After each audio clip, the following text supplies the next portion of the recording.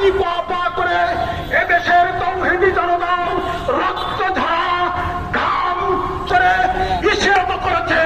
কোন অভিশক্তির নৈতিক অধিকার নেই ইসলামী ব্যাংককে কলাটুমে হত্যা করে সুবিধা আদায় করার সুযোগ এদেশের ইসলামী ব্যাংকের 3 কোটি গ্রাহক কোন দমেই দেবে না।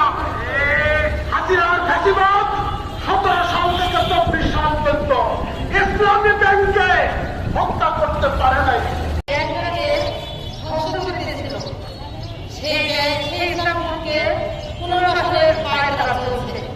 সেই ষড়যন্ত্র বন্ধ করার জন্য আজকে আমাদের এই মানববন্ধন।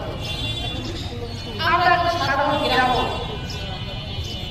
2,88,000 কোটি টাকা বিদেশে পাচার করেছে।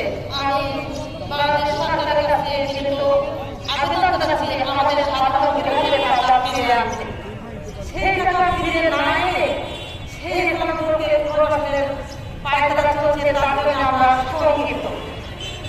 আর এই ব্যাংকের মেরুদণ্ড ভেঙে দিয়েছিল, সেই ব্যাংক মেরুদণ্ড সোজা যখন দাঁড়িয়েছে ঠিক সেই এমন সময় মেরুদণ্ড আবার নীল নকশা তৈরি করছে, ষড়যন্ত্রের জাল বুনছে।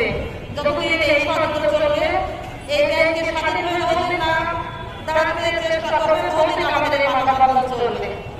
ইসলামী ব্যাংক বাঁচলে গ্রাহক বাঁচবে, আর গ্রাহক বাঁচলে দেশ বাঁচবে। আমরা সাধারণ গ্রাহক, আমাদের দাবি এই ব্যাংক শুধু ব্যবসায়ীদের জন্য না, আমাদেরও এই ব্যাংক। তাই আমি বাংলাদেশ সরকারের কাছে বিনীত আবেদন জানাচ্ছি, আমরা খাল কেটে কুমির ধরবেন না। ইসলামী